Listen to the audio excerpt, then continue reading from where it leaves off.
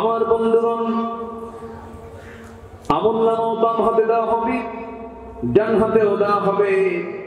কোন বান্দা ডান হাতে আমলনামা পাবে? ওয়া কুনতুম আজওয়াজান সালাসা ফাআসহাবুল মাইমানাতি মা আসহাবুল মাইমানা ওয়া আসহাবুল মাশআমাতি মা আসহাবুল মাশআমা والسابقون السابقون أولئك المقربون جربون الله أكبر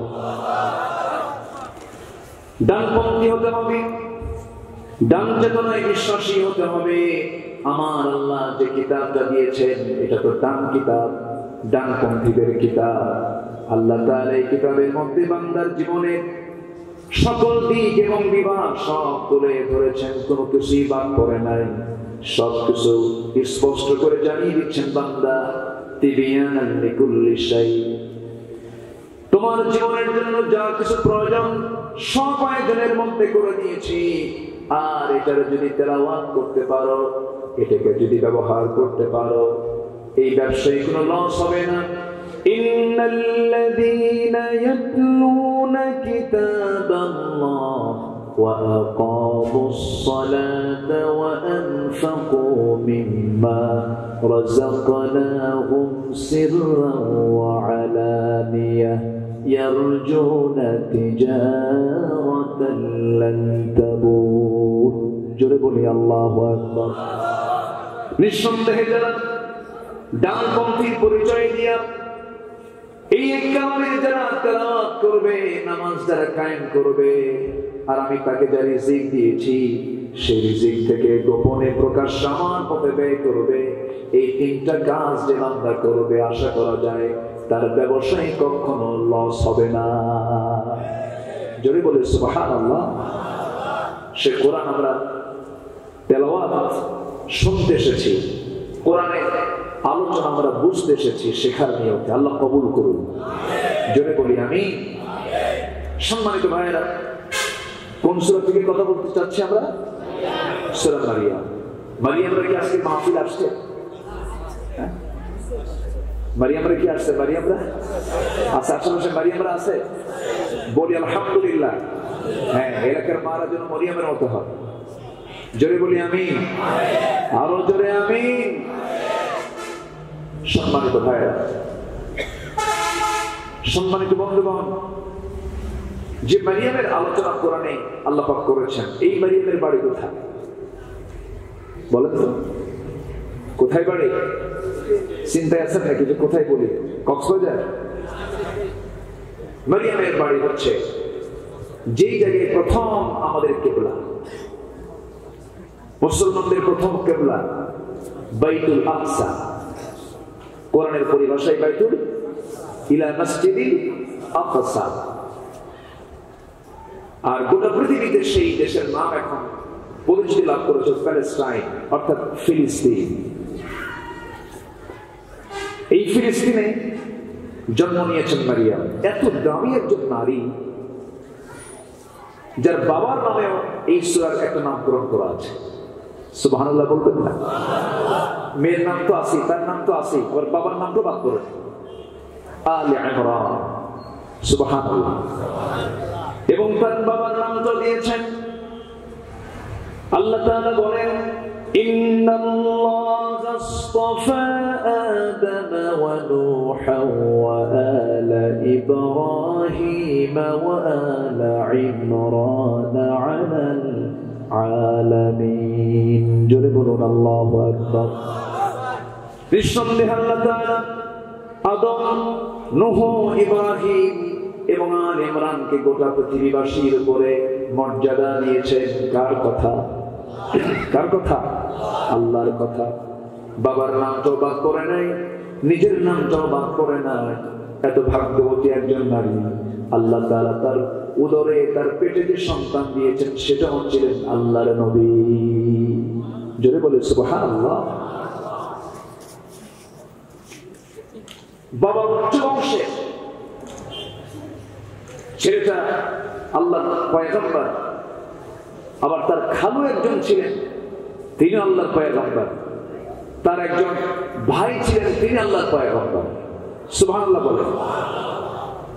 একই পরিবারের ইয়াহইয়া আলাইহিস সালাতু ওয়াস সালাম, জাকারিয়া আলাইহিস সালাতু ওয়াস সালাম, ঈসা আলাইহিস সালাতু ওয়াস সালাম, এদিকে আলে ইমরান, এদিকে মারিয়াম।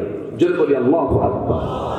কত সম্ভ্রান্ত, কি মর্যাদা আল্লাহ পাক এই নারীকে দিয়েছিলেন।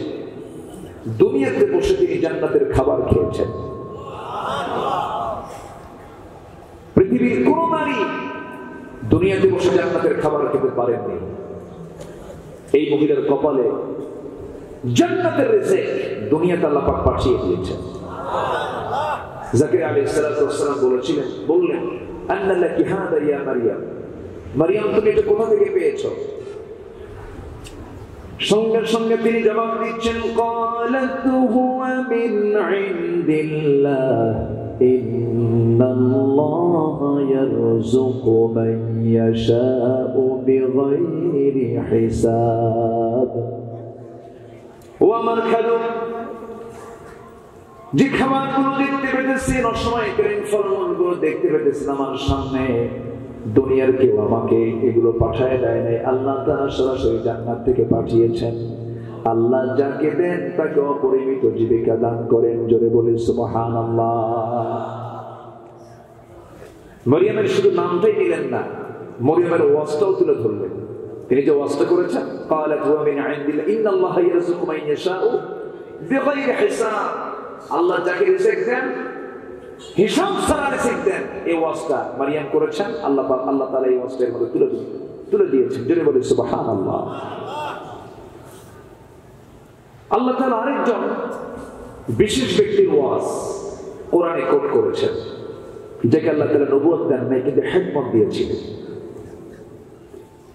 আল্লাহ তাআলা তাকে এত যোগ্যতা দিয়েছিলেন, আল্লাহ তাআলা এত প্রজ্ঞা তাকে দিয়েছিলেন, হিকমত তাকে দিয়েছিলেন, এবং তার ওয়াজগুলো আল্লাহর এত পছন্দ হয়েছিল যে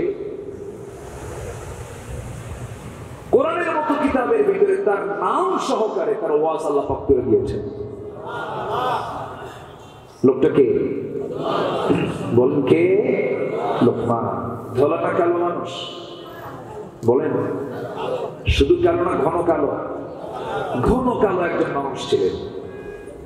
কালো, খাটো, ঠোঁট মোটা, নাক বোচা, চোখ ছোট, চুল খাড়া, পায়ের গোড়ালি ফাটা। পায়ের গোড়ালি ফাটা। পায়ের গোড়ালি ফাটা লোক কিছু আছে না? লেপে শুয়ে থাকলে, রাতের বেলা লেপে হয়তো শুয়ে আছে, যদি নামটা চলে আসে চেষ্টা করুন। এদিকে আমরা যে নারীর কথা বলছিলাম, সে নারী হচ্ছেন মারিয়াম বিনতে ইমরান আলাইহিস সালাতু ওয়াস সালাম। একজন মহিষী নারীর নাম সূরা তাহরিমের ভিতরে 4 জন নারীর দৃষ্টান্ত এসেছে, এর মধ্যে মারিয়াম বিনতে ইমরান অন্যতম। আল্লাহ তাআলা তাকে এত সম্মান দিয়েছিলেন কেন? মর্যাদা দিয়েছিলেন কেন?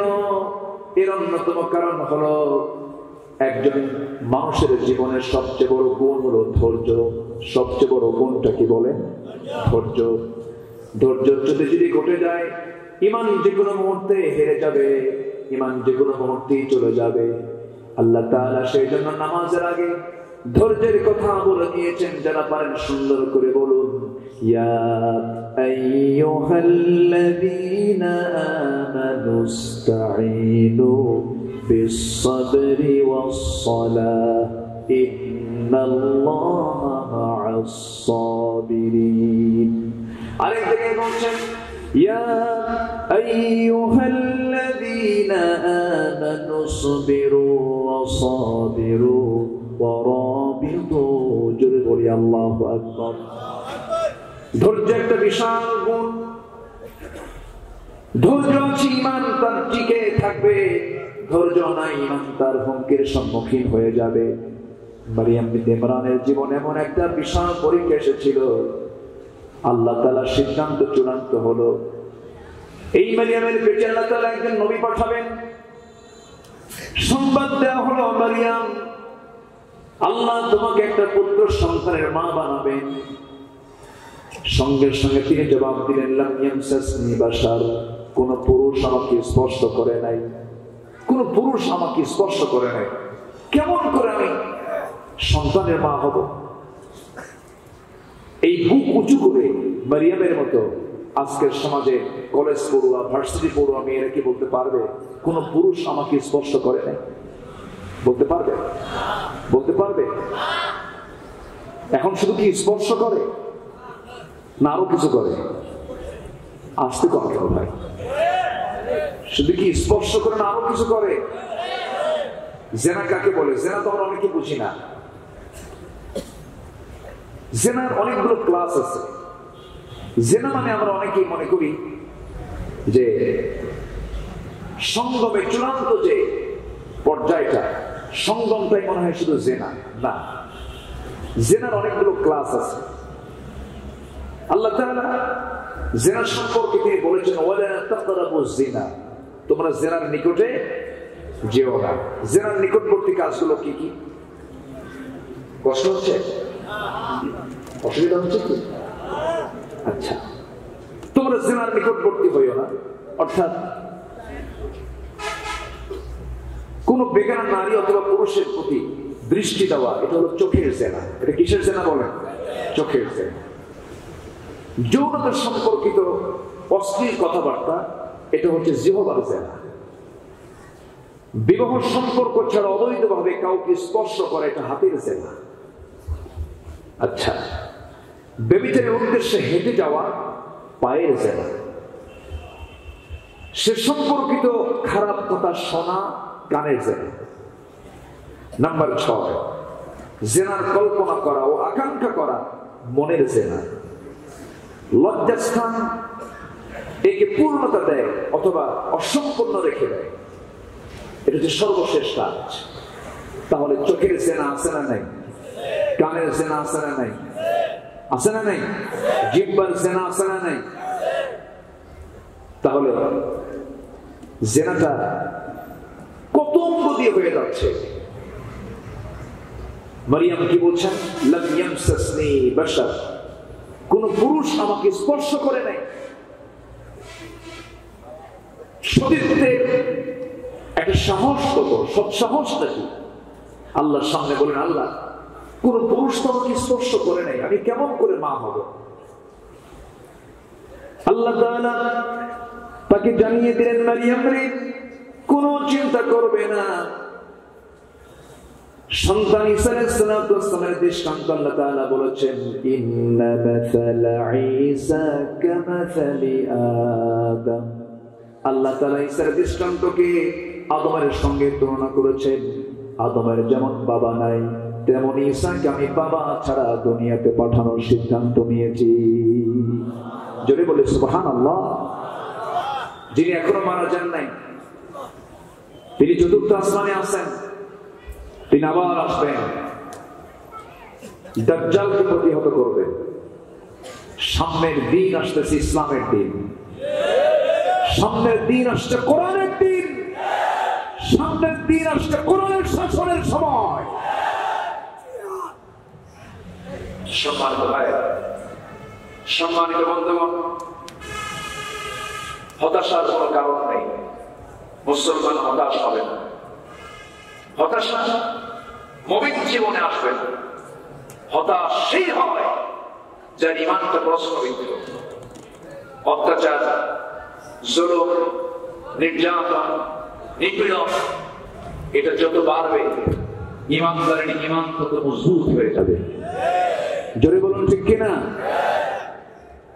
কি খবর আপনার মাইকের এরকম হচ্ছে কেন? হ্যাঁ, প্রবলেম? বিদ্যুৎ সমস্যা করছে? এখন আমি বিদ্যুৎ ধরি কেমন? এমন শব্দ কইল, ওরে আমি এখন ধরি কেমন? এখন কি শোনা যায়? বলি আলহামদুলিল্লাহ। জোরে বলি আলহামদুলিল্লাহ। সম্মানিত ভাইয়েরা, ঈসা আলাইহিস সালাম তিনি আসবেন, এতে কোনো সন্দেহ আছে? খ্রিস্টানরা এটা বিশ্বাস করে? খ্রিস্টানরা বিশ্বাস করে না। খ্রিস্টানরা এটা মানে না। খ্রিস্টানরা এটাকে বিশ্বাস করে না। ওরা কি করে? ওরা বিশ্বাস করে আমরা তাকে শুলে চড়ে তাকে আমরা হত্যা করেছি। কিন্তু ঈসা আলাইহিস সালাম তিনি এখনো আছেন না নাই? আছেন। তিনি আবার আসবেন। সম্মানিত ভাইরা, সেই ঈসার জন্ম যখন মারিয়ামের পেটে যখন হলো, তিনি যখন আসলেন, তার আসার পূর্বে তাফসীর এসেছে তিনি হাম্মামখানায় ঢুকলেন গোসল করার নিয়তে।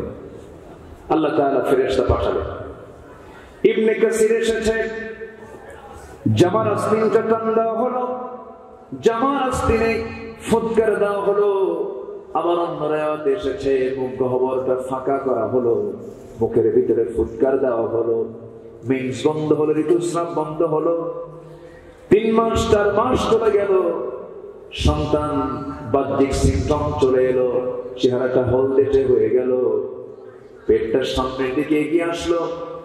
লোকজন সবাই বলাবলি করলো, মারিয়াম তোমার পেটে সন্তান এসেছে, তোমার সঙ্গে এমন জিনার কাজটা কে করলো? এরকম একটা যার সন্তান পেটে ধারণ করলে। প্রচন্ড গালিগালাজ শুরু হয়ে গেল। সত্যি সত্যি একজন নারীকে যে পরিমাণ গালিগালাজ দিতে শুরু করলো, মারিয়াম বিনতে ইমরান আলাইহিস সালাতু ওয়াস সালাম একটা বারের জন্য হতাশ হলেন না, ভরসা করলেন কার উপরে? আসতে বলবেন না, কার উপরে? আমার বন্ধুগণ, অনেকে এই জাতীয় অপবাদ, এই জাতীয় মিথ্যা, বিভিন্ন ধরনের অপবাদ চাপিয়ে দেওয়ার পর অনেকে সহ্য করতে না পেরে আত্মহত্যার পথ বেছে নেয়। এমন মহিলা বাংলার জমিনে আছে না নাই? আছে না নাই? তাদের জন্য দৃষ্টান্ত কোন নারী? তাদের জন্য দৃষ্টান্ত কোন নারী? মারিয়াম। গত 3 দিন আগে রংপুরের এক মাহফিলে এক ওসি মহোদয় আমার পাশে বসা। উনি আমাকে আগে বললেন, হুজুর আমি দারুণ একটা ক্রাইসিসে আছি। রংপুর অঞ্চলে মেয়েদের আত্মহত্যার পরিমাণ খুব বেড়ে গেছে। পারিবারিক ভাবে ইসলামের শিক্ষার অভাবে এই ক্রাইসিসটা শুরু হয়েছে। আপনি একটু বিষয়ে ইসলাম কি বলে আপনি একটু বলবেন। সম্মানিত ভাইয়েরা, সম্মানিত বন্ধুগণ, কক্সবাজারে তো আত্মহত্যা নাই নাকি? আচ্ছা, আত্মহত্যা আছে। আত্মহত্যা থাকার কথা তো ইউরোপ আমেরিকা। ইউরোপ আমেরিকায় পারিবারিক কাঠামো নেই, সেখানে মানসিক রোগীর পরিমাণটা বেশি। মুসলিম সমাজে তো আত্মহত্যা থাকার কথা নয়। মুসলিম সমাজে আজকে আত্মহত্যা থাকার মূল কারণ হলো দ্বীনের ইলমটা না থাকা। ঠিক কিনা? দ্বীনের ইলম না থাকা। সম্মানিত ভাইয়েরা, এটা কিন্তু মারাত্মক একটা অপরাধ। এই জীবন কে দিয়েছেন? আসতে বলবেন না, কে দিয়েছেন? হায়াতের মালিক কে? মওতের মালিক কে? যদি কেউ নিজের জীবন নিজে শেষ করতে নেয়, তার জন্য ঠিকানা জান্নাত না জাহান্নাম? জান্নাত না জাহান্নাম? জাহান্নাম। হতাশা থেকেই পেটে আসে। আর হতাশা সৃষ্টি করে আল্লাহ না শয়তান?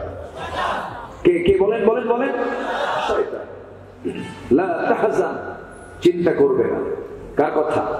আল্লাহর কথা। মারিয়াম তার বড় উজ্জ্বল দৃষ্টান্ত ছিলেন, ধৈর্যের বড় একটা পিরামিড তিনি ছিলেন।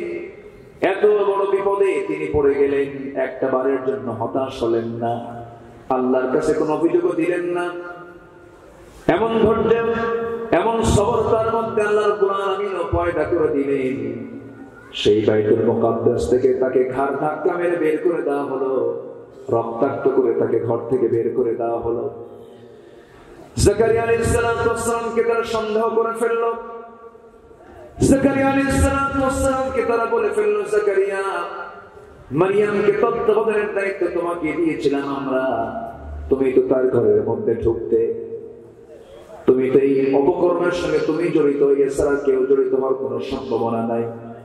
জাকারিয়া আলাইহিস সালাম বললেন, আল্লাহর কসম করে বলি, এই অপকর্মের সঙ্গে আমি আল্লাহর নবী কখনো জড়িত থাকতে পারি না।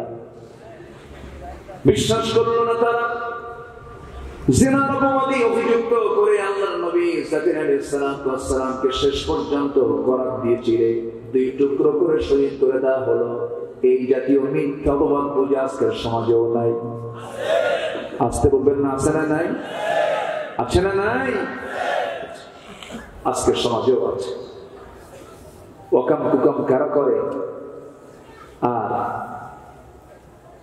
অপরাধ কারা করে, আর সে অপবাদ চাপিয়ে দেয় কার উপরে? সম্মানিত ভাইয়েরা, চিন্তা করুন, ইসলাম এটা কে দিয়েছেন? ইসলাম কে দিয়েছেন? ইসলামটা কার? ইসলাম কি কারো বাপে? ইসলাম আল্লাহ। ইসলাম আল্লাহর পক্ষ থেকে মনোনীত দ্বীন, জীবন বিধান। ইসলাম ছিল, আছে, থাকবে। তুমি কে বলা যে ইসলাম এখানে থাকবে না, এখানে থাকবে, রাষ্ট্র ধর্ম থাকবে না, এটা থাকবে না, ওটা থাকবে না, তুমি বলার কে? সম্মানিত ভাইরা, খুব মানবতার শুরু করছিল, খুব বাড়াবার ছিল। সম্মানিত ভাইরা, সম্মানিত উপস্থিতি, আল্লাহ ছাড় দেন, ছেড়ে দেন না। আল্লাহ সুযোগ দেন, একদম হাতছাড়া করেন না। সময় হলে ধরে ফেলেন। ধরেন না? ধরেন না? ধরেন। এই সমস্ত বেয়াদবদের উচিত ছিল যারা ইসলাম সম্পর্কে কটূক্তি করে, ছেড়ে ফেলা। ওই সমস্ত বাতিলদের বিরুদ্ধে ময়দানে কাজ করার দরকার আছে না নাই? ঝাঁপিয়ে পড়ার দরকার আছে না নাই? কাছে আছেন কারা কারা? হাত উঁচু করে দেখা।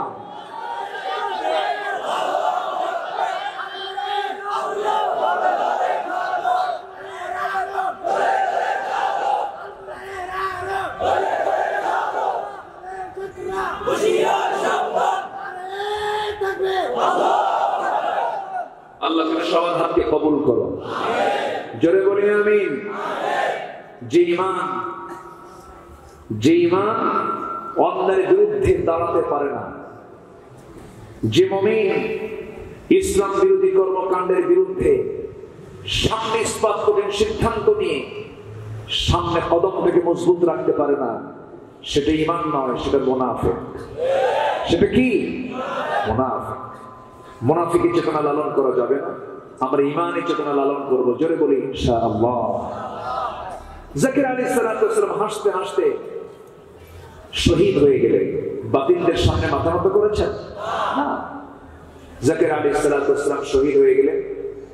মরিয়ম বিনতে ইমরানকে রক্তাক্ত করে বাইতুল মুকাদ্দাস থেকে বের করে দেওয়া হলো। তিনি বিতাড়িত হয়ে গেলেন। যেই দিকে চোখ যায় সেই দিকে রওনা দিলেন। বাইলহাম উপত্যকার দিকে চলে গেলেন। 9টি মাস চলে গেল, 10টি মাস চলে গেল।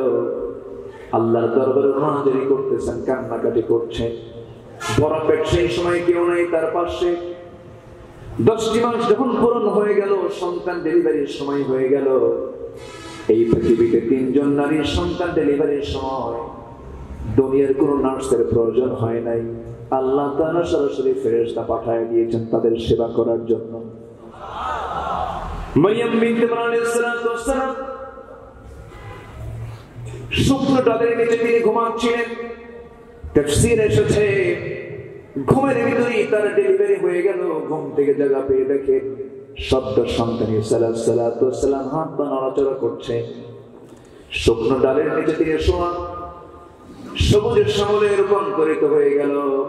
সুন্দর সুন্দর পাকা ফল লেগে আছে গাছের সাথে। সুন্দর করে তিনি ফলগুলো হাতে পারলেন, মুখে খেয়ে নিলেন, জীবনের শক্তি ফিরে পেলেন। সন্তানকে বুকের মধ্যে নিয়ে স্তনে মুখ ঠেকায় দিলেন, দুধ পান করাতে লাগলেন। সঙ্গে সঙ্গে তাকে জানিয়ে দেওয়া হলো, মারিয়াম, যে জায়গা থেকে তুমি এসেছো সেই জায়গায় আবার তুমি ফেরত চলে যাও, লোকালিটিতে চলে যাও, বাইতুল মুকাদ্দাসে চলে যাও। সেই সময় তিনি বললেন, কেমন করে যাব? প্রশ্ন যা ছিল তার ডাবল প্রশ্ন শুরু হয়ে যাবে, কি জবাবটা আমি দেব? সঙ্গে সঙ্গে তাকে বলা হলো, তুমি বলবে সেই সময় তুমি কি করবে?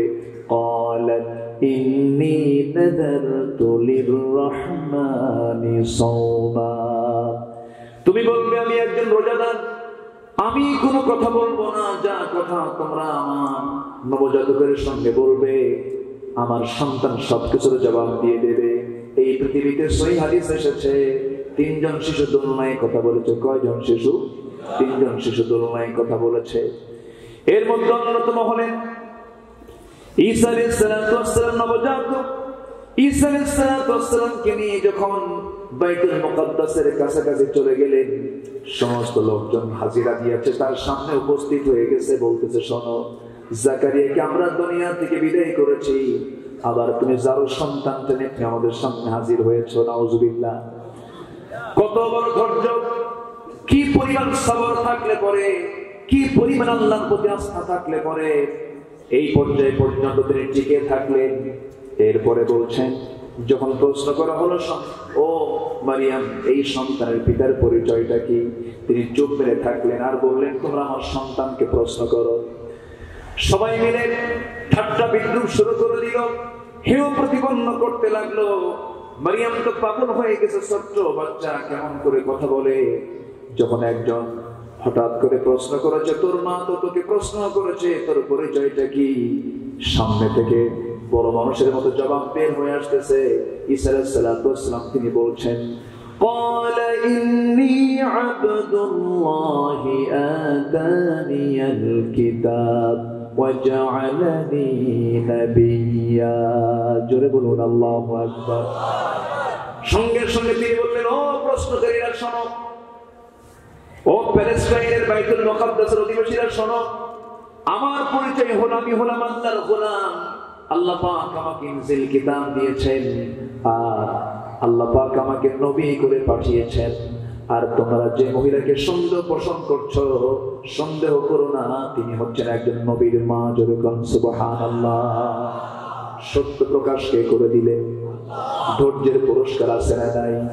আমরা ধৈর্যের অপেক্ষায় অধৈর্য অবলম্বন করছি এবং অপেক্ষার প্রহর গুনছি। এই বাংলার জমিনও একদিন সত্য উন্মোচন হয়ে যাবে। জোরে বলি ইনশাআল্লাহ। আর জোরে বলি ইনশাআল্লাহ। কোন সূরা বলেন? কোন সূরা? মারিয়াম। একটু সূরাটা, যে মহিলার নামে সূরাটা, ওই মহিলা নিয়ে একটু কথা বললাম, একটু শিক্ষা নেওয়া দরকার, এদের জীবন একটু জানার দরকার আছে না নাই বলেন তো? আচ্ছা, সেই সূরা মারিয়ামের 59, 60, 61 এই কয়েকটা আয়াত আমি তেলাওয়াত করেছি। চেষ্টা করছি এই আয়াতগুলোকে সামনে রেখে কিছু কথা বলার। আল্লাহ তাআলা এই আয়াতগুলোর ভিতরে বলছেন, যারা এই সমস্ত অপকর্মের সঙ্গে জড়িত হবে আমি তাদেরকে শুধু জাহান্নাম দেব না, জাহান্নামের এমন একটা গর্ত, যে গর্তের মধ্যে আমি তাকে ঢুকাবো, সেই গর্তকে দেখে জাহান্নাম পর্যন্ত নিজে ভয় পাবে। এই ভয়াবহ অবস্থার সম্মুখীন আমরা কি হতে চাই?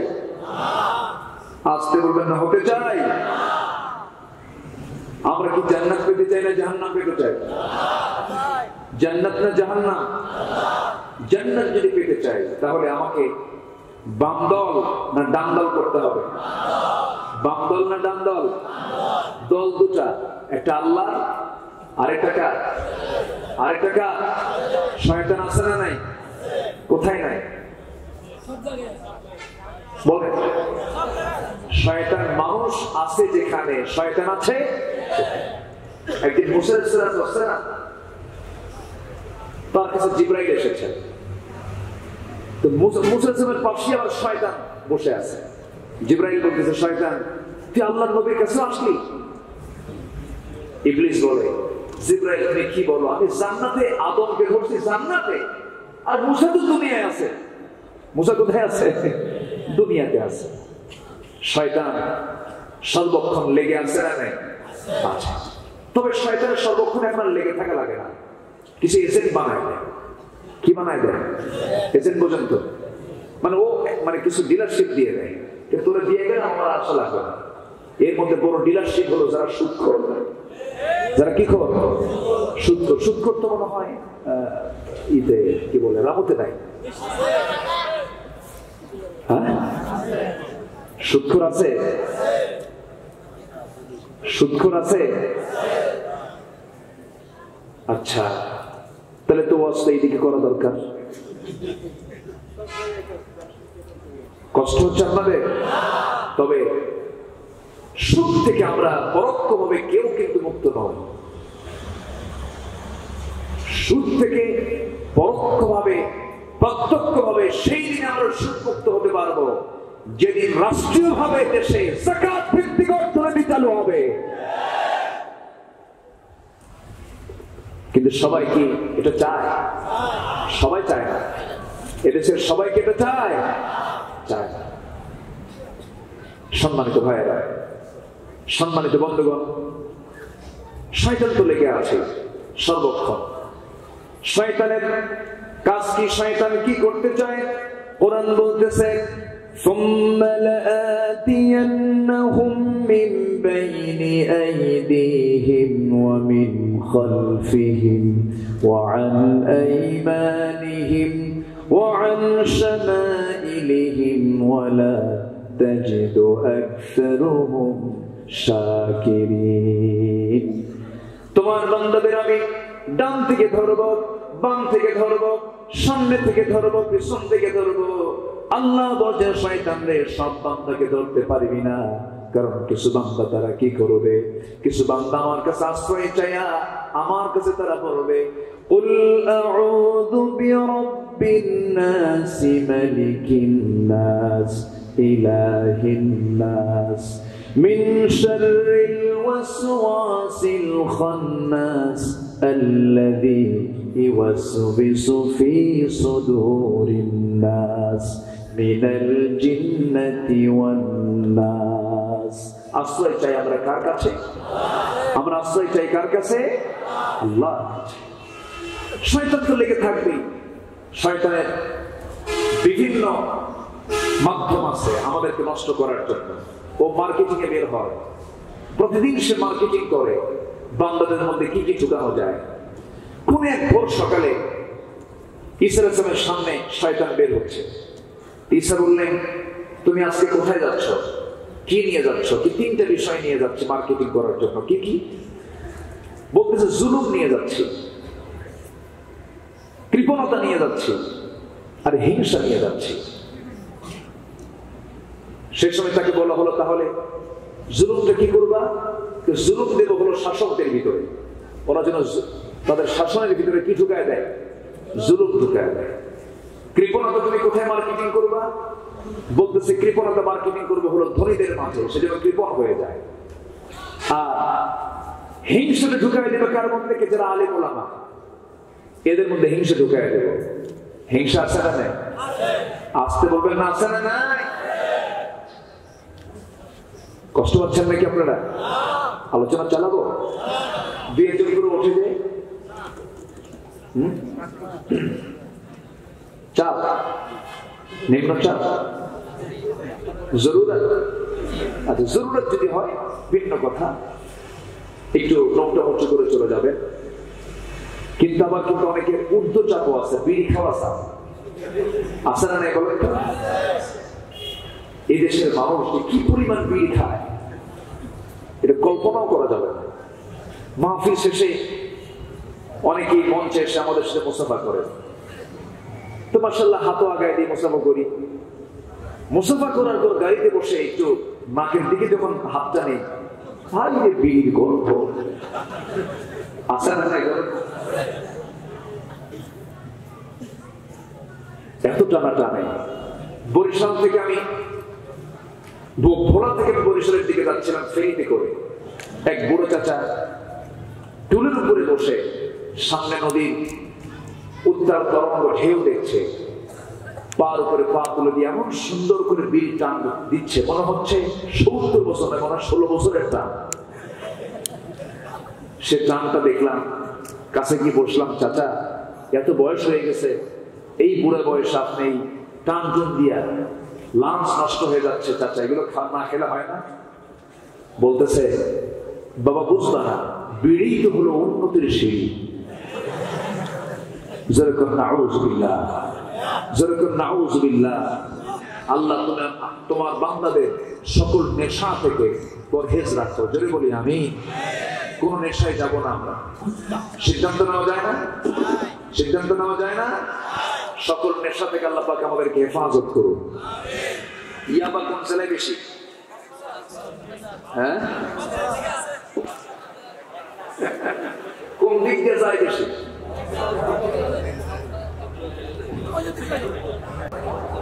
মাশাআল্লাহ, দানা দানা, ওটাতে কি কয়? দানা।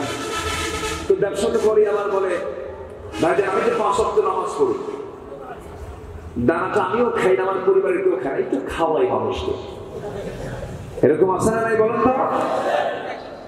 এগুলো করা যাবে না। আপনি নিজেও ক্ষতিগ্রস্ত হলেন, আরেকজনকে ক্ষতির মধ্যে ফেলে দিলেন, অবশ্যই এটার জবাবদিহিতা আছে না নাই? আচ্ছা, আল্লাহ তুমি সবাইকে সকল নেশা থেকে হেফাজত করো, জোরে বলি আমি। তো কথায় তো কথা চলে আসে, আবার লাইনের দিকে চলে আসে। তাহলে আমাদের ঈমানকে সর্বক্ষণ চিন্তাই করার জন্য সামনে পেছনে ডানে বামে যে আছে তার নাম কি? শয়তান আছে না নাই? সেই শয়তানের ওয়াসওয়াসা থেকে বাঁচার জন্য বেশি সম্পর্ক রাখতে হবে কোন কিতাবের সাথে? এই কিতাবের সাথে। এর সঙ্গে যদি সম্পর্ক রাখতে পারি, শয়তান আমাকে ওয়াসওয়াসা দিয়ে কুলাতে পারবে না। কারণ আল্লাহ জানিয়ে দিচ্ছেন, وَإِمَّا يَنزَغَنَّكَ مِنَ الشَّيْطَانِ نَزْغٌ فَاسْتَعِذْ بِاللَّهِ। যখন তোমার কোন ওয়াসওয়াসায় তুমি পড়ে যাবে, সেই সময় তুমি আশ্রয় চাইবে কার কাছে? কার কাছে আশ্রয় চাইবে? আল্লাহর কাছে। বেচারি মনে হয় অসুস্থ না? জি, আল্লাহ তুমি তাকে সুস্থ করে দাও। জোরে বলি আমি। ওনাকে চা খাওয়ান, ওনাকে দূরে একটু বসায় চা খাওয়ায় দেয়। দেখেন আল্লাহ আমাদেরকে কত ভালো রেখেছেন, আলহামদুলিল্লাহ। জোরে বলি আলহামদুলিল্লাহ। আল্লাহ কত সুস্থ রেখেছেন আমাদের। সম্মানিত ভাইয়েরা, আল্লাহ তাআলা সূরা মারইয়ামে 59, 60 এবং 61-তে কিছু কথা বলেছেন।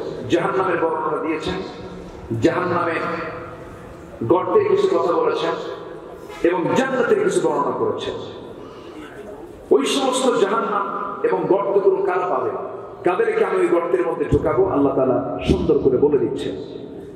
আল্লাহ তাআলা বলেন, فَخَلَفَ مِن بَعْدِهِمْ خَلْفٌ أَضَاعُوا الصَّلَاةَ وَاتَّبَعُوا الشَّهَوَاتِ فَسَوْفَ يَلْقَوْنَ غَيًّا। আল্লাহ তাআলা বলেন, যে সমস্ত বান্দারা নামাজকে নষ্ট করবে এবং নফসের দাসত্ব করবে, আমি তাদেরকে শুধু জাহান্নাম নয়, জাহান্নামের এমন একটা গর্ত দেব যে গর্তকে জাহান্নাম নিজেও ভয় পায়। গাই নামক জাহান্নামের গর্তের মধ্যে আমি তাকে ঢুকাবো, যার মধ্যে দুইটা জিনিস পাওয়া যাবে। এক নম্বর হলো যে নামাজটা নষ্ট করে ফেলবে।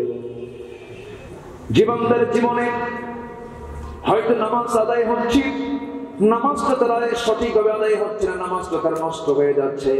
তাফসীরে 2 রকম এসেছে।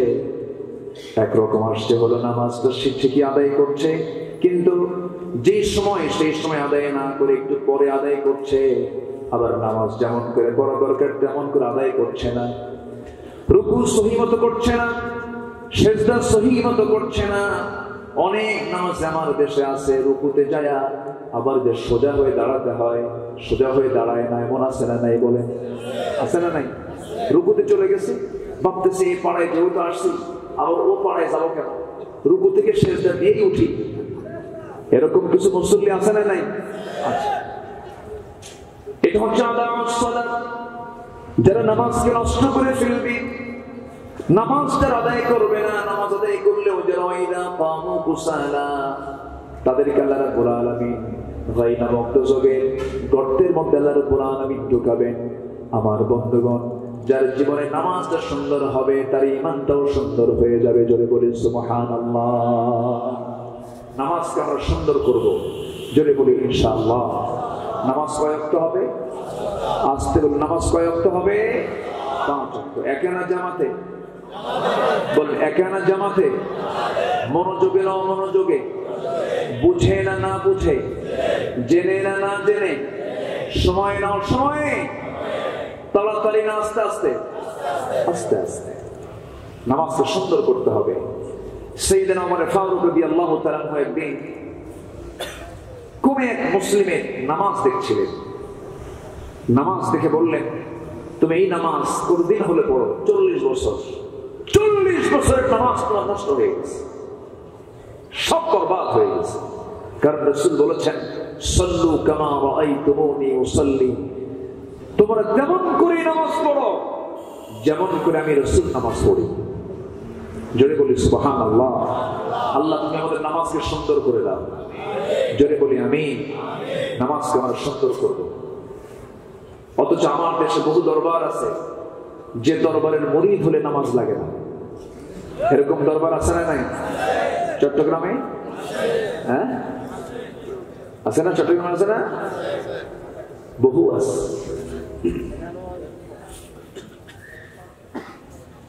তারা মনে করে যে আমি পীরের তো মুরিদ হয়ে গেছি, পীরের ঠ্যাং হইয়া জান্নাত পাওয়া হয়ে জাহান্নামে যাবে। এরকম আছে না নাই? যা তুই জাহান্নামে। গাঁজা খায়া মাতাল হয়ে পড়ে থাকে, এমন দরবার আছে না নাই? খাজা দিল কর তাজা, ইসমে জালাল, গাজার ফুলকি খাওয়া হালাল। যেরকম নাউজুবিল্লাহ আছে না? পানির তলে মোমবাতি, বাবা বাতাসে নেবে না, বাবার নামে হালকা দিলে উজু গোসল লাগে না। যেরকম নাউজুবিল্লাহ। সালার চট পড়ে থাকে, মোষ লম্বা, মোষ বড়, দাড়িও বড়, বগলের চুল বড়, নিচের দিকে আর গেলাম না। সালার চট পড়ে থাকে, কথা বলে না, হাসেও না, কান্দেও না, রাস্তা দিয়া পাগলের মতো ঘোরাফেরা করে। ওর পিছনে কিছু পাগল যায়, ভাবে যে এই লোকটা দুনিয়া বিমুখ, মনে হয় এই লোকটাই আল্লাহওয়ালা। আল্লাহর কসম করে বলি, অসামাজিক, ব্যক্তিত্বহীন, বেনামাজি এমন জাতীয় মানুষ কখনো আল্লাহওয়ালা হতে পারে না। কথা বোঝা গেল? মস্তিষ্ক বিকৃত পাগল মানুষ কখনো আল্লাহওয়ালা হতে পারে না। যিনি আল্লাহওয়ালা হবেন, তিনি ব্যক্তিত্ব সম্পন্ন হবেন, সামাজিক হবেন, সুস্থ হবেন, জ্ঞান সম্পন্ন হবেন। পাগল কখনো আল্লাহওয়ালা হয় না। কিছু পাগল আছে এরকম, ওই পাগলের পিছনে পাগল গুলো যায়, ভাবে যেই পাগল যা বলবে তাই মনে হয় কপাল খুলবে। নিজের চোখে দেখে, অনেকদিন আগে গাবতলীতে আমি যাচ্ছিলাম কোন এক মাহফিলে, তো ফুটপাত দিয়ে এরকম সালার চট পরে হাঁটতেছে এক পাগল, তো পিছে পিছে কিছু মানুষও যাচ্ছে। হ্যাঁ এই তো তাহলে এইদিকে খবর আছে কিছু। তো পাগলটা হেঁটে হেঁটে যাচ্ছে, পিছে পিছে বেশ কিছু শিক্ষিত মানুষ, পোশাক আশাক দেখে মনে হচ্ছে খুব ফিটফাট মানুষ। পিছন থেকে বলতেছে, বাবা, ও বাবা, ওর বাড়িতে বাপ নাই? নিজের বাড়িতে বাপ আছে না নাই? নিজের বাবার খবর রাখে না, নিজের বাবার কোনো খবর নাই। বলতেছে, বাবা, ও বাবা, একটা বাচ্চা দিবা? ও কি বাচ্চা দেওয়ার মহাজন? বাচ্চাকে দিবে?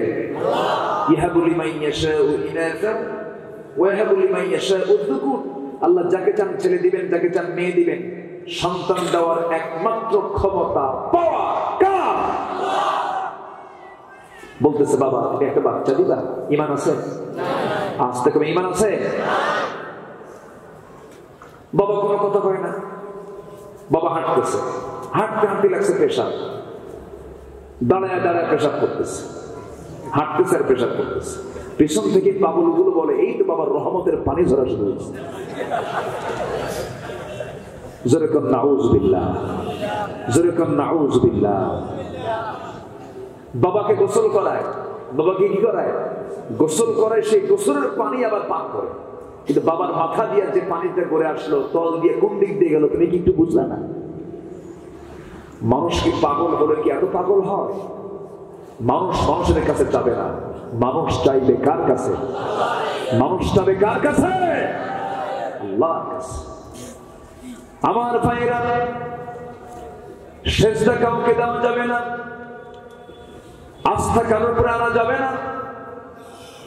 আল্লাহ তাআলা ৮ শ্রেণীকে ভালোবাসেন, এর মধ্যে এক শ্রেণী হলো ফাতাওয়াক্কাল আলাল্লাহ ইন্নাল্লাহা ইউহিব্বুল মুতাওয়াক্কিলিন। তোমরা আল্লাহর প্রতি ভরসা করো, আমি মুতাওয়াক্কিলদেরকে, ভরসাকারীদেরকে খুব ভালোবাসি। আমার কাছে চাবে, আমার কাছে প্রার্থনা করবে, তোমার সমস্ত চাহিদা আমি আল্লাহ একটা একটা করে পূরণ করে দেব। সব চাহিদা পূরণ করার ক্ষমতা কে রাখে? আল্লাহ। আর সেই চাহিদা পূরণ করার জন্য সবচেয়ে উত্তম মাধ্যম হলো নামাজ। আজান যখন হয়ে যাবে, নামাজের জন্য প্রিপারেশন নিয়ে নেব, খুব মনোযোগ দিয়ে নামাজ পড়ার চেষ্টা করব। নামাজের মধ্যে মজা পেতে হবে, নামাজের মধ্যে একটা অমৃত স্বাদ পেতে হবে, নামাজটা লম্বা লম্বা পড়তে হবে। আমি 2019 সালে সর্বশেষ হজে গিয়েছিলাম। আব্বা আমার সাথে ছিলেন, মা সাথে ছিলেন, মাকে মেয়েদের মাঝে পাঠায় দিলাম। আমি আব্বা সহ একসঙ্গে জামাতে নামাজ পড়া শুরু করলাম। ফজরের 2 রাকাত নামাজ শুরু করেছি। বয়স ইমাম 90 বছর পার হয়ে গেছে এমন ইমাম, তিনি নামাজ পড়াচ্ছিলেন। 2 রাকাত ফজরের নামাজ তিনি পড়ালেন, সময় লেগেছে মাত্র 29 মিনিট। আলহামদুলিল্লাহ বলতেন না? আমার দেশে কোন ইমাম যদি ফজরের নামাজ একদিন 2 রাকাত 29 মিনিট ধরে নামাজ পড়ায়, নামাজও শেষ করতে হুজুর টান টপলা বাঁধবেন, আপনার তো কোনো কাম নাই, আমাদের তো অনেক কাম আছে, ঠিক কি না? এই তো হচ্ছে অবস্থা। নামাজ পড়া শুরু করছে, কাম সারছে। আমার সামনে এক ভাই বসে আছেন, কি যেন নাম আপনার? শফিক ভাই। উনি আমার সঙ্গে তার পরিচয় হয়েছে মদিনায়। আলহামদুলিল্লাহ, মদিনায় আমার সঙ্গে তার দেখা। 2-3 দিন উনি আমাকে টাইম দিয়েছেন। সামনে দেখতেছি আর খেয়াল করতেছি লোকটাকে দেখছি কোথায়। আলহামদুলিল্লাহ, জি কাম সারছে। এটা আজকে দেখতেছেন নামাজের প্র্যাকটিক্যাল শুরু হয়ে গেছে। একটু ওনাকে নেন না, একটু জিকির করে সুবহানাল্লাহ আলহামদুলিল্লাহ লা ইলাহা ইল্লাল্লাহ সুবহানাল্লাহ আলহামদুলিল্লাহ লা ইলাহা সুবহানাল্লাহ আলহামদুলিল্লাহ লা ইলাহা ইল্লাল্লাহ মুহাম্মাদুর রাসূলুল্লাহ সাল্লাল্লাহু। নামাজ হবে অল্প সময় না বেশি সময়? বলেন, অল্প সময় না বেশি সময়? আমরা টাইম সবচেয়ে বেশি দেব কাকে? কাকে বেশি সময় দেব? আল্লাহ। বেশি সময় নিয়ে নামাজ পড়তে হবে। সাহাবায়ে কেরাম বেশি সময় নিয়ে নামাজ পড়েছেন। নামাজের মধ্যে মজাও পেতে হবে। আমার নবীজি 2 সাহাবীকে সীমান্ত প্রহরায় নিয়োগ দিলেন। আব্বাস এবং আম্মা রাদিয়াল্লাহু আনহুমা, 2 জনকে সীমান্তে পাঠানো হলো। একজন বললেন, ভাই আব্বাস চোখে ঘুম পাচ্ছে আমার, আমি ঘুমিয়ে পড়লাম। হযরত আম্মা রাদিয়াল্লাহু তাআলা ঘুমের মধ্যে চলে গেলেন। গভীর ঘুমের ভিতরে আব্বাস তিনি অস্ত্র হাতে নিয়ে সীমান্ত পাহারা দিচ্ছেন। মনে মনে ভাবলেন যে খামাখা দাঁড়াতে গেলাম কি, কোনো শত্রু গতিবিধি লক্ষ্য করছি না। ওযু বানালেন, ওযু বানায়া তিনি তাহাজ্জুদের সময় তাহাজ্জুদের নিয়তে নামাজে দাঁড়ায় গেলেন। প্রথম রাকাত শুরু করেছেন, খুব মনোযোগ দিয়ে নামাজ পড়ছিলেন। নীরব রাত, নিঝুম রাত্রি, চতুর্দিকে শুনশান নীরবতা। নামাজ যখন পড়ছিলেন এমন সময় শত্রু দূর থেকে লক্ষ্য করেছে সামনে শত্রুকে যেন দাঁড়ায় আছে। তীর বের দিয়েছে, সেই তীরটা সেই সাহাবী আব্বাদের ডান পায়ে লাগলো। ডান পায়ে লাগার সঙ্গে সঙ্গে তিনি একটু নড়লেন না, নামাজও ছেড়ে দিলেন না। ওইভাবে তিনি রুকু করলেন, সেজদা দিলেন। সেজদা দিয়া আবার তিনি দ্বিতীয় রাকাতে তিনি দাঁড়িয়ে গেলেন। সূরা কেরাত পড়ার মাঝে আবার শত্রু আরেকটা তীর মারলো। সেই তীরটা তার বাম পায়ে লাগলো। দুই পায়ে তিনি বিদ্ধ, তিনি নামাজ ছেড়ে দিচ্ছেন না। ঘুমন্ত সাহাবী আম্মা ঘুম থেকে জাগা পেয়ে বলছেন, ওরে আব্বা তুমি কি করছো? সত্য তোমাকে অ্যাটাক করে ফেলেছে, নামাজটা ছেড়ে দাও। তিনি নামাজ ছাড়লেন না, রুকু করলেন, সিজদা দিলেন, সালামটা ফিরলেন। সালাম ফেরার পরে তিনি বলছেন, ভাই আম্মা আমি তো প্রথমেই লক্ষ্য করেছি আমার ডান পায়ে তীর মেরেছে, বাম পায়ে তীর মেরেছে, কিন্তু আমার নামাজের মধ্যে আমি এত মজা পাচ্ছিলাম, নামাজের মধ্যে এত তৃপ্তি পাচ্ছিলাম, নামাজের মধ্যে যে আমি স্বাদ পাচ্ছিলাম, আমার মন বলছিল দুইটা তীর দুই পায়ে কেন, আর একটা তীর যদি আমার বুকের মধ্যেও ঢুকে যেত, আমার এই মুহাব্বতের নামাজ আমি ছেড়ে দিতাম না। এমন মজা, এমন তৃপ্তি আমরা নামাজে আনবো। জোরে বলি ইনশাআল্লাহ, আর জোরে বলি ইনশাআল্লাহ। আমার ভাইরা, জাহান্নামের সেই ভয়াবহ গর্ত হলো গাই, ফাসাউফা ইয়ালকাউনা গাইয়া। ওই সমস্ত বান্দাদেরকে আমি গাই নামক দুজকের গর্তের মধ্যে ঢুকাবো, যে সমস্ত বান্দাগুলোকে নামাজ, যে সমস্ত বান্দাগুলো নামাজকে নষ্ট করে ফেলবে, নামাজকে অবহেলা করবে। আজকে যদি একটা প্রশ্ন করা হয়, আজকে আমার দেশের নামাজি বেশি না বেনামাজি বেশি? আজকে বলবে না নামাজি বেশি না বেনামাজি বেশি? যারা বেনামাজি তারা কোন গর্তের মধ্যে যাবে? গাইয়া, গাই নামক দুজকের গর্তের মধ্যে চলে যাবে। তাফসীরে কুরতুবীর ভিতরে এসেছে আল্লাহ তাআলা আরশ শ্রেণীকে জাহান্নামের গাই নামক দুজকের গর্তের মধ্যে ঢুকাবেন। আরো 6 শ্রেণী, এখানে 2 শ্রেণীর কথা এসেছে। নাম্বার 1 হলো যারা নামাজকে নষ্ট করবে, আমরা নামাজ ঠিক করবো, জোরে বলি ইনশাআল্লাহ। নামাজকে ছেড়ে দিবেন? 5 ওয়াক্ত নামাজ পড়বেন, কার একটু হাত তুলে দেখান তো, জোরে বলি ইয়া আল্লাহ, আর জোরে বলি ইয়া আল্লাহ। আমাদেরকে 5 ওয়াক্ত সালাত আদায় করার তৌফিক তুমি আল্লাহ দিয়ে দাও, জোরে বলি আমিন, আরো জোরে আমিন। হাত নামান। কষ্ট পেলেন মনে হয়? আলোচনা চালাই। গাই নামক ওই দোজখের জাহান্নামের গর্তের ভিতরে 8 শ্রেণী আল্লাহ তাআলা নির্দিষ্ট করেছেন। 8 শ্রেণীকে আমি জাহান্নামের গাই নামক দোজখের গর্তটা পূরণ করবো 8 শ্রেণীকে দিয়ে।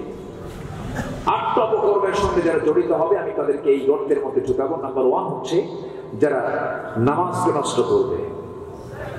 নাম্বার 2 হলো আল্লাহ তাআলা বলেছেন আদাউস সালাতা ওয়াত্তাবাউশ শাহাওয়াতি ফাসাউফা ইয়ালকাউনা গাইয়া।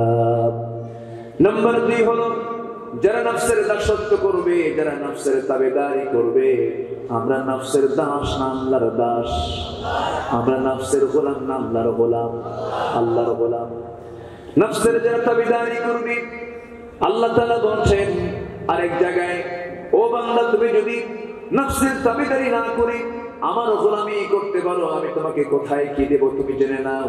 ওয়া আম্মা মান খাফা মাকামা রাব্বিহি ওয়া নাহান নাফসা আনিল হাওয়া ফাইন্নাল জান্নাতা হিয়াল মাওয়া। যারা দিলের মাকামে আল্লাহর ভয়টা জাগ্রত হয়ে যাবে এবং যারা নফসের দাসত্ব না করে আল্লাহর দাসত্ব করবে, আল্লাহ বলছেন আমি তার ঠিকানা করে দেব জান্নাতে মাওয়া। জোরে বলে সুবহানাল্লাহ। মন তো ভালো কিছু চায় না, মন তো খারাপ কিছু পেতে চায়। জমি মাপ দিতে নিয়ে আইল ঠেলাঠেলি শুরু হয়ে যায়। আমিন জমির মাপ দিতে আসে। আমিনকে সকালবেলা ফোন দিয়ে বলে, আমিন সাহেব আজকে জমির মাপটা হবে, ডান সাইডের জমিটা আমার, আমি অমুক ব্যক্তি বলছি, আপনার জন্য এক্সট্রা করে 4-5 হাজার টাকা সাইড করে রাখলাম, আপনাকে দিয়ে দেব, একটু আমার জমির মাপটা একটু বড় করে দিয়েছি। এটা হচ্ছে নফসের খাহেসাত। নফস এগুলোই চায়। কোন একটা দোকানদার মাপতে গিয়া মাপতে নিয়ে চিন্তা করে দেওয়ার সময় কম দেব, নেওয়ার সময় বেশি নেব। এটা মানুষের নফসের খাহেসাত, নফসের চাওয়া। নফস তো খারাপ কিছু চায়। একজন সুন্দরী নারী রাস্তা দিয়ে হেঁটে যাচ্ছে, নজর কি সেই দিকে যেতে চায় না? আস্তে কথা ভাই, আসতে কত কেন চায় না, নফস চায় না, চায় না। চাইলেই কি চাওয়া যাবে? চাইলেই কি চাওয়া যাবে? ইমানদার কি চাবে? তা ইমানদার চাবে না, নফস চাবে। কিন্তু নফস চাইলে চাওয়া যাবে না, কারণ আমাকে দেখছেন কে? আমাকে মানা করে দিয়েছেন কে? আল্লাহ তাআলা। সাইয়্যিদনা ইউসুফ আলাইহিস সালাম আল্লাহর পয়গম্বর ছিলেন। আল্লাহ তাআলা তাকে সবচেয়ে বড় একটা পরীক্ষায় ফেলে দিয়েছিলেন। নারীর মতো পরীক্ষা তার জীবনে এসেছিল। সেই পরীক্ষায় তিনি ফেল করেছেন না পাস করেছেন? আজকে বর্তমান দুনিয়াতে নারী ফিতনা কি ছোট আকার না বড় আকার? ছোট আকার না বড় আকার? বড় আকার ধারণ করেছে। পরকীয়ার পরিমাণটা বেড়ে গেছে, জিনার পরিমাণটা বেড়ে গেছে। সমাজে আজকে অনেক যুবক বিয়ে করতে চায় না, আছে না নাই? বিয়ের প্রতি অনাসক্তি, বিয়ে করতে চায় না। বিয়ে করবে কেন? কারণ বিয়ের চাইতে জিনাটা আজকে কঠিন না সহজ? সহজ। বিয়েটাকে জটিল করে দেওয়া হয়েছে। আজ বিয়েটা আজকে হার্ড হয়ে গেছে, জিনাটা আজকে ইজি হয়ে গেছে। অথচ ইসলাম জিনার দিকে না বিয়ের দিকে? বল, ইসলাম জিনার দিকে না বিয়ের দিকে? বিয়ের দিকে। যুবক, টাইম হলে তোমার যৌবনকে তোমার কন্ট্রোল করতে হবে। প্রয়োজনে লজ্জা শরম ভেঙে ফেলে বাপ মাকে বলে ফেলতে হবে, বাবা বিয়ে করাও, আমার ঈমান তো চলে যাচ্ছে। মুরব্বিদের বুঝতে হবে যে না, আমার ছেলের ঈমান তো বড়, ঈমান তো নষ্ট করা যাবে না। এই ক্ষেত্রে গুরুত্বের প্রয়োজনীয়তা আছে না নাই? আসতে বলবেন না, আছে না নাই? 50 বছর 60 বছর হয়ে যায়, 40 পার হয়ে যায়, বিয়ের খবর নাই, এমন পুরুষ আমার দেশে আছে না নাই? আসতে বলবেন না, আছে না নাই? আমরা বাঁচি কয়শো বছর? 60-70 বছর হায়াতে 40 বছর পরেও যদি বিয়ের সময় না হয়, 50-এ বিয়ে করলেন আপনি, 50-এ বিয়ে করার পর 55 বছর বয়স আপনি বাপ হলে সন্তান কিনে যখন রাস্তায় হাঁটবেন, জনগণ দেখে বলবে এই ছেলে তোমার কি এটা দাদা না নানা? কথা বুঝেন নাই? কি দরকার? এই পৃথিবীর সেরা মানুষ যিনি আমাদের জন্য মডেল, মুহাম্মদ সাল্লাল্লাহু, তিনি বিয়ে করেছেন কত বছরে? বলেন কত বছরে? বাবা ছিল, মা ছিল, বাবাও নাই, মাও নাই। সেই লোকটা, সেই মহামানব, তিনি মডেল বানিয়ে দেন। ও পৃথিবীর যুবকরা, 25-এর মধ্যে এটা কাভার করে ফেলো। আল্লাহু আকবার বলো। বিয়ে করতে চাই। সম্মানিত ভাইরা, আজকে জিনাটা অ্যাভেলেবল হয়ে গেছে, জিনাটা আজকে একদম ইজি হয়ে গেছে। সব বন্ধ হয়ে যেত যদি সমাজে চালু হতো কার বিধান? আসতে বলবেন না, কার বিধান? আল্লাহ। তখন সুদ জটিল হয়ে যেত, জিনা জটিল হয়ে যেত। একটু পরে আসতেছে জাহান্নামের গায়ে নামক দোজখে কাদেরকে ঢোকানো হবে। আমি 8টা শ্রেণীর লোকদের পুরো বিস্তারিত না বলতে পারলেও আংশিক কিছু কথা বলেই আজকে শেষ করবো। জোরে বলি ইনশাআল্লাহ। একটু মনোযোগ দিয়ে শোনো সম্মানিত ভাইরা। ইউসুফ আলাইহিস সালাম এই ফিতনায় পড়ে গেলেন। তৎকালীন দুনিয়ার সবচেয়ে সুন্দরী নারী তাকে প্রপোজ করলো। কেমন প্রপোজ দেখেন। এই প্রেমটা ছিল দুপক্ষের না এক পক্ষে? বলেন দুপক্ষের না এক পক্ষে? এক পক্ষে। জোরপূর্বক জুলাইখা তার ক্ষমতা বলে দাপটে 12টা দরজা লাগায় দিয়া ঘরের মধ্যে তুলে নিয়া বলতেছে, ইউসুফ আমি তোমার প্রেমে দিওয়ানা, আমি তোমাকে ছাড়া বাঁচবই না। তিনি বললেন যে জুলাইখা তুমি আমার প্রেমে দিওয়ানা আর আমি আল্লাহর প্রেমে দিওয়ানা। সুবহানাল্লাহ বলবেন না? ইউসুফ আলাইহিস সালাম ওয়াত্তাবাউশ শাহওয়াত, নফসের তিনি দাসত্ব না করে তিনি বলে ফেললেন, ও জুলাইখা তুমি আজকে আমার ঈমানকে নষ্ট করার জন্য যতই চেষ্টা চালাও না কেন পারবে না, কারণ আমি আল্লাহকে ভয় করি। সেই সময় কি করা হলো? তাফসীরে এসেছে জুলাইখা তাকে নিজের দিকে আকৃষ্ট করার জন্য নিজের জামার পাট্টাগুলো একটা একটা করে খুলে দিচ্ছে, চুলের খোপাটাও খুলে দিল, তার দিকে তার সমস্ত যৌবনের সমস্ত ফুরসত গুলো তার সামনে ওপেন করে দিল। পশরাগুলো ওপেন করে দিল। ইউসুফ আলাইহিস সালাম একটা নজর তার দিকে তাকালেন না, একটা বারের জন্য তার দিকে দৃষ্টি নিলেন না।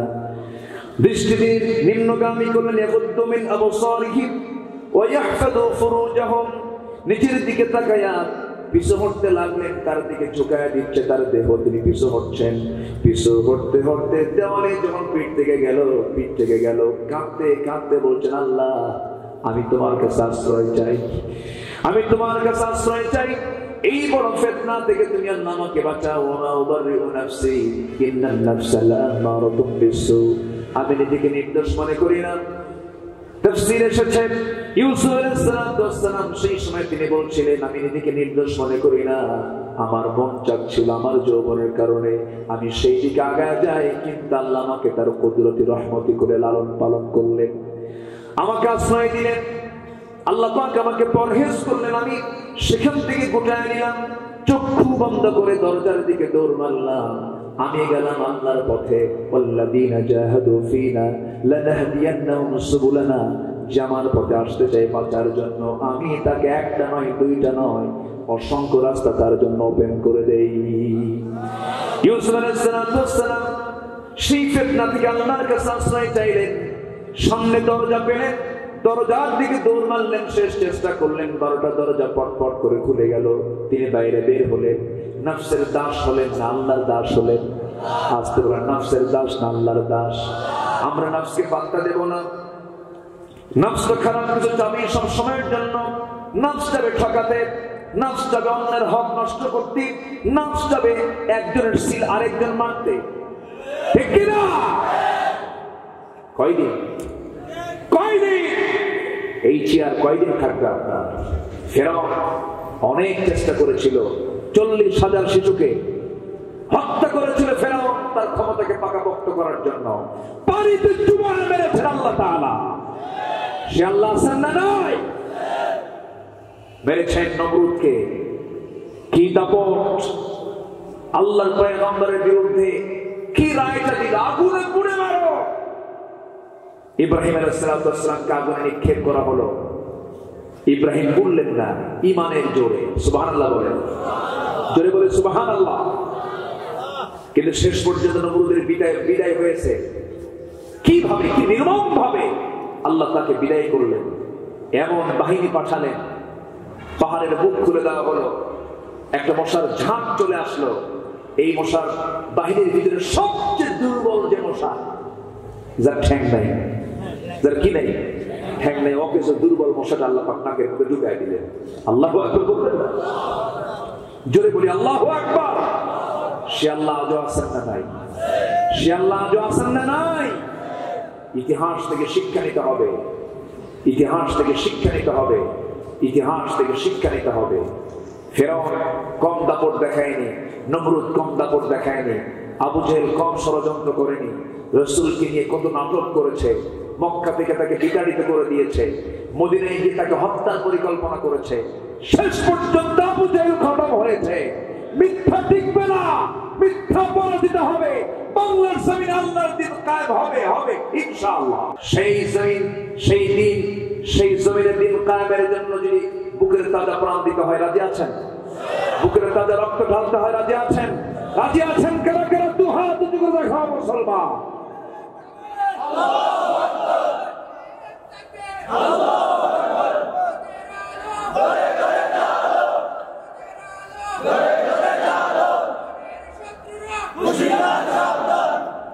আল্লাহ তুমি সবার হাতকে কবুল করো। জোরে বলে আমিন, আরো জোরে আমিন। দুঃখ লাগে, গোটা পৃথিবীতে যদি জরিপ করা হয় মানুষের উপরে, খ্রিস্টান হোক, ইহুদি হোক, বৌদ্ধ হোক, হিন্দু হোক, মুসলিম হোক, গোটা পৃথিবীতে একটা জোয়ার চলছে। কিসের জোয়ার জানেন? থামেন। সেই জোয়ারটা হলো প্রতিটি মানুষ তার নিজের ধর্মকে যতটুকু না গুরুত্ব দেয়, নিজের ধর্মকে সে যতটুকু না প্রাধান্য দেয়, সবচাইতে বেশি প্রাধান্য দেয় হচ্ছে তার সবচেয়ে বড় দল, হচ্ছে তার সবচেয়ে বড় ধর্ম হচ্ছে রাজনৈতিক দল। আমি কি ভুল বললাম? রাজনৈতিক দল ছাড়বে না। হিন্দু তার হিন্দুত্ব ছাড়বে, বৌদ্ধ তার বৌদ্ধত্ব ছাড়বে, খ্রিস্টান তার খ্রিস্টানি ছাড়বে, মুসলমান তার ইসলাম ছাড়বে, দল ছাড়বে না। আছে না নাই? এটার নাম ইসলাম গ্রহণ নয়। সব কিছু ছাড়বো, ইসলাম ছাড়া যাবে। এই সিদ্ধান্ত কি নেওয়া যায়? এই সিদ্ধান্ত কি নেওয়া যায়? আল্লাহ কবুল করুন। জোরে বলি আমিন, আরো জোরে আমিন। ঘড়ি তো খুব দ্রুত ঘুরতেছে, কি করি, শেষ করে দেব? হ্যাঁ, বাকিগুলো বলবো, আরো আছে তো আলোচনা। শুনতে রাজি আছি তো সবাই? বলি ইনশাআল্লাহ। গর্তের নামটা কি বলেন তো? বলেন, গর্তের নাম কি? মারাত্মক গর্ত। গর্ত তিনটা। গর্ত কয়টা? তিনটা। আরেকটা হচ্ছে গর্ত ওয়াইল। আরেকটা গর্ত কি? ওয়াইল। সেই ওয়াইল গর্তের কথা কোন সূরায় আছে? সবাই বলেন, ওয়াইলুল লিকুল্লি হুমাযাতিন লুমাযাতিন আল্লাযী জামা'a মালাহু ওয়া আদ্দাদা ইয়াহসাবু আন্না মালাহু আখলাদা কাল্লা লায়ুনবাযান্না ফিল হুতামা ওয়া মা আদরাকা মাল হুতামা নারুল্লাহিল মুকাদাতুল লাতী তাত্তালি'ু আলাল আফইদা ইন্নাহা আলাইহিম মুসাদা ফি আমাদিন মুমাদ্দাদা। ধ্বংস হোক তার, ওয়াইল জাহান্নামের গর্ত তার জন্য বরাদ্দ হয়ে যাবে, যে মানুষের সামনে পেছনে নিন্দা গায়, মানুষের সামনে পেছনে দোষগুলো বলে বেড়ায়। এই জাতীয় লোকদের জন্য ওয়াইল নামক দোজখের গর্ত। ঘোষণা কার? আসতে বলবেন না, ঘোষণা কার? এই সমস্ত খারাপ কাজে অনেক হাজিও জড়িত আছে না নাই? অনেক দাড়িওয়ালা জড়িত আছে না নাই? দোকানে বসে, চার আড্ডায় বসে নিন্দা নিয়ে সর্বক্ষণ ব্যস্ত হয়ে পড়ে, গীবত নিয়ে সর্বক্ষণ ব্যস্ত হয়ে পড়ে। ইজতানিবু কাসীরাম মিনায-যন্ন। তারপরে ইন্না বা'দায-যন্নি ইসমুন ওয়া লা তাজাসসাসু ওয়া লা ইয়াগতাব বা'দুকুম বা'দা। জোরে বলি আল্লাহু আকবার। দেখেন আমাদের সাথে থাকলে কি উপকারটা হয়, বলি আলহামদুলিল্লাহ। 1.5-2 ঘন্টা তো ব্রেন কাজ করে, হঠাৎ করে কোন দিকে স্লিপ হয়ে যেতে পারে। এই জন্য হাফেজ সাহেব আশেপাশে থাকা দরকার। আলহামদুলিল্লাহ বলেন। কিছু কিছু মাহফিলের সভাপতি পাই হলো মোসো নাই, দাঁড়িয়েও নাই। আছে না? এগুলো তো আছে না নাই? মোসো নাই, দাঁড়িয়েও নাই। পরে শোনা যায় যে ওই এলাকার বড় সুদখোর। মসজিদের সভাপতি আজকে সভাপতির মতো গুরুত্বপূর্ণ মানে পদ দখল করেছে আজকে সুদখোররা। আছে না নাই? আছে না নাই? আমরা সুযোগ দিয়েছি, এই জন্য তারা সুযোগ পাইছে। সুযোগ দেওয়া যাবে না, কান ধরে মসজিদ থেকে বের করে দিতে হবে। কোন সুদখোর মসজিদে ঢুকতে পারবে না দায়িত্ব পালন করার জন্য। মসজিদের দায়িত্ব পালন কি সুদখোর করবে? ইন্নামা ইয়া'মুরু মাসাজিদাল্লাহ মান আমানা বিল্লাহ। মসজিদের দায়িত্ব পালন করবে যারা ঈমানদার, যারা নামাজ কায়েমের সংগ্রাম করবে, যারা ভয় করবে কাউকে নয়, কাকে? ওয়ালা ইয়াখশা ইল্লাল্লাহ, তারা দায়িত্ব পালন করবে। আজকে দখল হতে হতে মসজিদ পর্যন্ত দখল হয়ে গেছে। মসজিদের পথ নিয়ে মারামারি আছে না নাই? 7 দিন নামাজ নাই, শুক্রবারে খদ্দরের লুঙ্গি আর মসমসা পাঞ্জাবি চলে গেছে প্রথম কাতারে। খতিব খুতবা দেয় আর সভাপতি ঘড়ি রাখে। কত বড় বেয়াদব! আছে না নাই? মসজিদে ঘড়ি দেখবে মুসল্লি না খতিব? বলেন, মসজিদে ঘড়ি দেখার দায়িত্ব কি মুসল্লির না ইমামের? ইমাম ঘড়ি দেখে আর বলে, খতিব সাহেব টাইম চলে গেল। বেয়াদব! থাপ্পড়ে সোজা করা দরকার এই বেয়াদবদের। বেয়াদবদের স্থান ইসলামে নাই, সেটা উচ্চারণ করবেন। বেয়াদবদের স্থান ইসলামে আন তাহবাতা আমালুকুম লা তারফাউ আসওয়াতুকুম ফাওকা সাওতিন নবী। নবীর আওয়াজের চাইতে তোমাদের আওয়াজকে বড় করো না। নবী ইমাম, নবী কি? ইমাম। ইমামের আগে তোমাদের গলার আওয়াজ বড় হয় কেন? আল্লাহ তাআলা আয়াত নাযিল করে দিয়েছেন। সাইয়েদনা ওমর ফারুক সেদিনের ওই আয়াত নাযিলের পর থেকে মৃত্যুর দিন পর্যন্ত নবীর সামনে কখনো জোরে কথা বলেন নাই, কখনো জোরে কথা বলে। একদিন খুব আস্তে আস্তে মিটি মিটি করে বলছেন, রাসূল বলছেন ওমর একটু জোরে বলো। হুজুর জোরে কয় কি আরেক মুসিবতে পড়বো নাকি? জোরে বলে সুবহানাল্লাহ। ইসলাম তো আদব শেখায়, আর সে আদব শেখার জায়গা হলো মসজিদ। বাচ্চাদেরকে মসজিদে নিয়ে যাবেন, আলহামদুলিল্লাহ বলেন। বাচ্চাদেরকে মসজিদে নিয়ে যাবেন, বেশি করে মাহফিলে নিয়ে আসবেন। মসজিদের সামনে ধরে হাঁটবে, খেলবে, হাসবে, ডিস্টার্ব করবে, ধমক দিতে পারবেন না। আসতে কম কেন? ধরে বলেন ঠিক কিনা? কিছু বুড়া চাচা আছে, সারা জীবন তো নামাজ পড়ে নাই, লাঠি একখান নিয়ে বুড়া কালে মসজিদের সামনে গিয়ে বসে থাকে। কোন বাচ্চারা নামাজ পড়তে আসে? লাঠি দেখায়, আছে না? না, আমার আপনার নামাজ কবুল নাও হতে পারে, ওর ভাঙ্গা চূড়া নামাজ কবুল হবে। যদি বলে সুবহানাল্লাহ। বাচ্চারা তো ইসলাম শিখবে মসজিদে যাবে তারা। প্রত্যেক পিতার প্রতি সব সন্তান ঘাড়ে, পিঠে, হাতে সব নিয়ে মসজিদে যাওয়া। সুবহানাল্লাহ বলেন, ঠিক আছে না? আমার নবীজি জুমার খুতবা দিচ্ছেন, জুমার খুতবা। হুসাইন রাদিয়াল্লাহু তাআলা আনহু দূরে হেঁটে হেঁটে আসতেছেন, লম্বা জুব্বা পড়ছে, মানুষ 3.5 ফিট জুব্বা পড়ছে 5 ফিট। বাচ্চারা এগুলো করে না? বলেন এগুলো করেন? জুব্বার কাপড়ের সঙ্গে পেঁচ লেগে বারবার পড়ে যাচ্ছে। আমার নবীজি জুমার খুতবা ছেড়ে দিয়া, আমার নবীজি জুমার মতো গুরুত্বপূর্ণ আলোচনা ছেড়ে দিয়া তিনি দৌড় মেরে গিয়ে হোসেনকে কোলের মধ্যে তুললেন। কোলে করে শেষ কাতারে নয়, আমার নবীর সামনে হোসেনকে বসাইয়া দিবে। জোরে বলে সুবহানাল্লাহ। বাচ্চাদেরকে ইসলাম শেখাতে হবে, বাচ্চাদেরকে আদব শেখাতে হবে, বাচ্চাদেরকে সময় জ্ঞান শেখাতে হবে, বাচ্চাদেরকে শৃঙ্খলা শেখাতে হবে। সব শিক্ষাগুলো নামাজের মধ্যে আছে না নাই? আসতে বলবেন না, আছে না নাই? এই জন্য বলেছেন আদাউস সালাত, যারা নামাজকে নষ্ট করবে তারা যাই না মুক্ত যুগের মধ্যে ঢুকবে। আপনি নামাজ পড়তে বাধা দিচ্ছেন, আপনি নামাজ নষ্ট করছেন, নামাজের সমাজকে আপনি নষ্ট করে দিচ্ছেন। বাচ্চারা মসজিদে যাবে, আমার নবীজি হোসেনকে সাথে নিয়ে নামাজ পড়েছেন। নবীজি সিজদার মধ্যে যান, হোসেন রাদিয়াল্লাহু তাআলা নবীজির ঘাড়ের উপরে গিয়ে বসে। নবীজি মনক্ষুণ্ণ হন না। নবীজি তাসবিহ পড়তে পড়তে 49 বার বলেছেন সুবহান রাব্বিয়াল আলা, সুবহান রাব্বিয়াল আলা, সুবহান রাব্বিয়াল আলা। 49 বার বলে ফেলেছেন। হোসেন নড়ে না। হোসেন স্বেচ্ছায় যখন নড়ে গেছে, আমার নবীজি আস্তে করে বসলে, সালাম ফিরে বলছেন হোসেন তুমি আজকে আমার ঘাড়ে বসে একটু উপকার করেছ, আমার তাসবিহ জপার পরিমাণ বেড়ে গেছে। এরকম সুবহানাল্লাহ।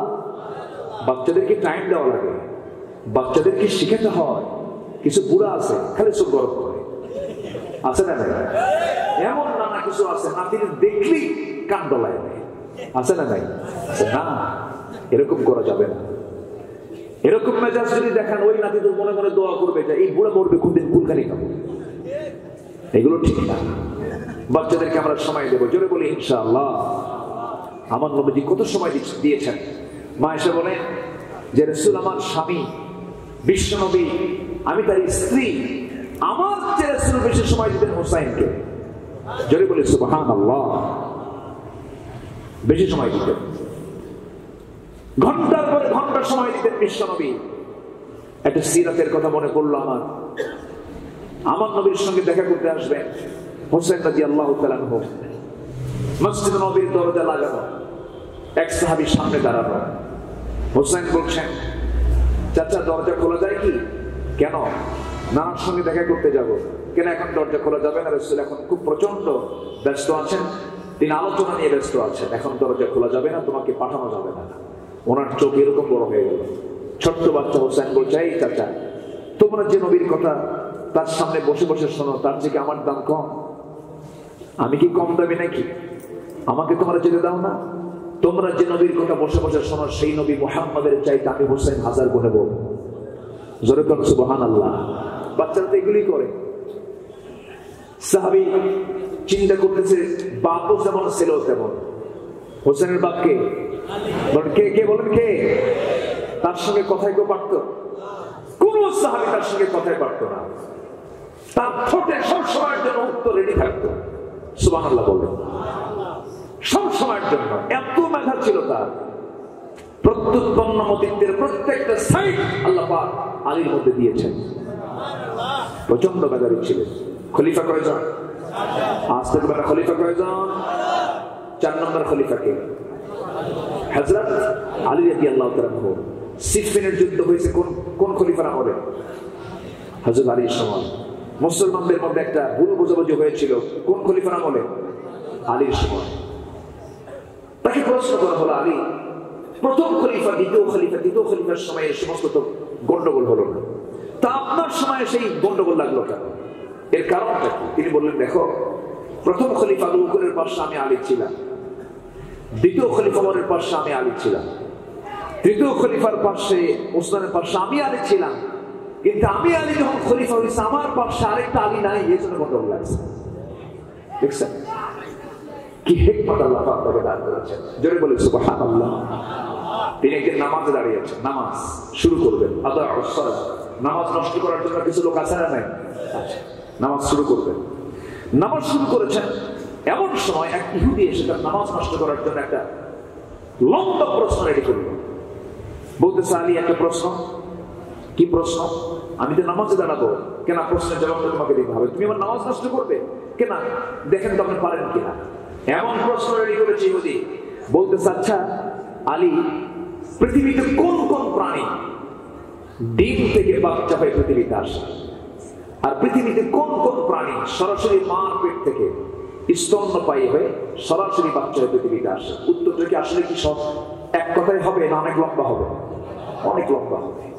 সাইয়েদনা আলী বলছেন, ইহুদি তুমি আমার নামাজটা নষ্ট করবে তো, এই জন্য প্রশ্ন এনেছো, এরকম লম্বা প্রশ্ন এনেছো, কিন্তু আমি লম্বা উত্তর দেব না, আমি তোমাকে এক কথায় উত্তর দিচ্ছি। সাইয়েদনা আলীর হিকমতটা কত! তিনি বলছেন, যে সমস্ত প্রাণীর কান মাথার ভিতরে থাকে সেই সমস্ত প্রাণীগুলো ডিম থেকে বাচ্চা হয়ে পৃথিবীতে আসে, আর যে সমস্ত প্রাণীর কান মাথার বাইরে থাকে সেই সমস্ত প্রাণীর বাচ্চা হয়ে মার পেট থেকে সরাসরি পৃথিবীর জমিনে চলে আসে। সুবহানাল্লাহ। এই হচ্ছে সাইয়েদনা আলী। প্রচন্ড মেধাবী ছিলেন, তাকে কথায় কেউ জব্দ করতে পারেনি। তার ছেলেকে বলেন, হোসেনের দেহে আমার নবীর রক্ত, ফাতিমার রক্ত। দরজা ভয় করে দিয়েছে সাহাবী, ভিতরে ঢুকে গেছেন। ভিতরে ঢুকে যাওয়ার পরে নবীর সামনে তিনি দাঁড়ায় আছেন, কিন্তু মোশানটা ভিন্ন, মুখে কোনো হাসির ভাব নাই, হাসির কোনো ঝিলিক নাই। রাসূল বলছেন, না না, তোমার চেহারায় কেমন যেন ফ্যাকাশে ফ্যাকাশে দেখছি, মুখে কোনো হাসি নাই, কি হয়েছে নানা বলো তো? হোসেন বলছে, না আমি তোমার সঙ্গে দেখা করতে আসলো, আমাকে দেখা করতে দেয় না, আমার কি কোনো মূল্য নাই নাকি দরজা লাগায় দিয়ে রাখে? ও না না, আজকে তোমাকে আমি বেশি সময় দেব না, তোমার সঙ্গে আমার জরুরি কিছু পরামর্শ আছে। কি পরামর্শ বলো? না না না না, আজকে আমি তোমাকে বেশি প্রশ্ন করবো না, আমি তোমাকে অসংখ্য প্রশ্ন করি, আজকে তোমাকে মোটে 3টা প্রশ্ন করব। সেই প্রশ্নের শুরুটা আমি শুরু করতে চাই, না না আমি কি তোমার চেয়ে ছোট না বড়? রাসূল মুস্কি হাসি মেরে বলছেন, না না তুমি আমার চাইতে কেমনে বড় হও, লম্বায় ছোট, বয়সও ছোট, আমি তোমার নানা, তুমি আমার নাতি। রাসূল মনক্ষুণ্ণ হলেন না। ছোট বাচ্চাদের প্রশ্ন কম না বেশি? আস্তে কম না বেশি? ধমক দেওয়া যাবে নাকি? ধমক দিলে ঈমান থাকবে না। মাল্লাম ইয়ারহাম সাগীরানা ওয়া লাম ইয়াকির কাবীরানা ফালাইসা মিন্না। যে ব্যক্তি ছোটদেরকে ধমক দেয়, স্নেহ করে না, বড়দেরকে সম্মান করে না, ফালাইসা মিন্না, সে আমার কেউ না, সে আমার কেউ না। রাসূল বলছেন, না না রে, তুমি কিভাবে বোঝাতে চাচ্ছ তুমি আমার চাইতে বড়? এবার বলছে, না না আমি তোমার চেয়ে কেমন করে বড় হই, আমি তোমাকে শুধু 3টা প্রশ্ন করব, বেশি প্রশ্ন আমি তোমাকে করে দেখাই দিয়ে ফেলবো না। নাম্বার 1 প্রশ্ন হলো, না না আমি তোমাকে যে প্রশ্নগুলো করব উত্তরগুলো দিবা নাকি? হ্যাঁ দেব। তবে আরেকটা শর্ত, তোমার যত সাহাবী আছে সব সাহাবীকে মসজিদের মধ্যে ডেকে নিয়ে আসো। ডেকে নিয়ে আসা হলো। এবার বলছেন, না না তুমি একটু শুয়ে পড়ো। শুয়ে পড়লেন রাসূল। এবার বলছেন, না না তুমি বলো তো, আমি হোসেন আমার সবচেয়ে প্রিয় বসার জায়গা কোনটা? আমার বুক। লাফ মেরে গিয়ে আমার নবীর বুকের উপরে বসলেন। বসেই বুকের উপরে থাপড়ায় থাপড়ায় বলছেন, না না তুমি বলো তো তোমার বাবার নামটা কি? সঙ্গে সঙ্গে বলছেন, আমার বাবার নাম আব্দুল্লাহ, বাড়ি তার কোথায়? মক্কায়। কোন বংশ? কুরাইশ বংশ। এবার বলছেন, না না তোমার বাবার নাম আব্দুল্লাহ, কুরাইশ বংশের মানুষ, এতটুকুই তার পরিচয়, শেষ। কিন্তু তুমি বাবার পরিচয়টা কি? আমার বাবার শুধু পরিচয় তোমার বাবার মতো নয়। আমার বাবা তো সেই বাবা যিনি হচ্ছেন আসাদুল্লাহিল গালিব। সমস্ত কাফেরদের ইমামদের জন্য আল্লাহ যাকে আসাব করে পাঠিয়েছেন তিনি হচ্ছেন আমার গর্বিত পিতা। আমার পিতা আলীকে এক পাল্লাই দাও নানা, তোমার পিতা আব্দুল্লাহকে এক পাল্লাই দিয়ে দাও। আল্লাহর কসম করে বলি আমার বাবার ওজনটাই ভারী হয়ে যাবে। সাহাবীরা আশ্চর্য হয়ে গেছে সব। এবার বলছেন নানা নাম্বার 2 প্রশ্ন হলো আপনার মার নামটা কি? সঙ্গে সঙ্গে রাসূল বলছেন আমার মার নাম হলো আমেনা, বাড়ি তার কোথায়? মদিনায়। আপনার মার নাম হচ্ছে আমেনা, বাড়ি তার মদিনায়। তার বাবার নাম কি ওহাব জুহরি। এতটুকুই তার পরিচয় শেষ। ও নানা, আমার মার একটু পরিচয়টা আপনি অবশ্যই জানেন। আমার মাটাকে সাইয়্যিদাতুন নিসাই আহলিল জান্নাহ, দুনিয়ার সমস্ত মুমিনা নারী যাদেরকে আল্লাহ পাক জান্নাত দিবেন সেই সমস্ত জান্নাতের রমণীদের সর্দারিনী খাতুনে জান্নাত মা ফাতিমা। আমার মা ফাতিমা এক পাল্লায় দেন, আপনার মা আমেনাকে এক পাল্লায় দেন। আল্লাহর কসম আমার মার ওজনটাই ভারী হয়ে যাবে। আমার নবী মুস্কি মুস্কি হাসেন কিন্তু চোখের কোণায় পানি জমে গেছে। আমার নবী তার নাতির বিচক্ষণতা দেখে বুকের মধ্যে জড়িয়ে ধরে বলছেন নানারে আর কি প্রশ্ন করবি বল। এবার বলছে নানা আপনি বলুন তো আপনার নানার নামটা কি? আমার নবীজি অত্যন্ত শান্ত মনে বলছেন আমার নানার নাম হলো ওহাব জুহরি। বাড়ি তার কোথায়? মদিনায়। কি করতেন? ব্যবসায়ী ছিলেন, ব্যবসা বাণিজ্য করতেন। এতটুকুই তার পরিচয় শেষ। ও নানা আপনি একটু চিন্তা করে দেখুন আমার নানার পরিচয়টা কি? আমার নানাটাকে আর আপনার নানাটা কি?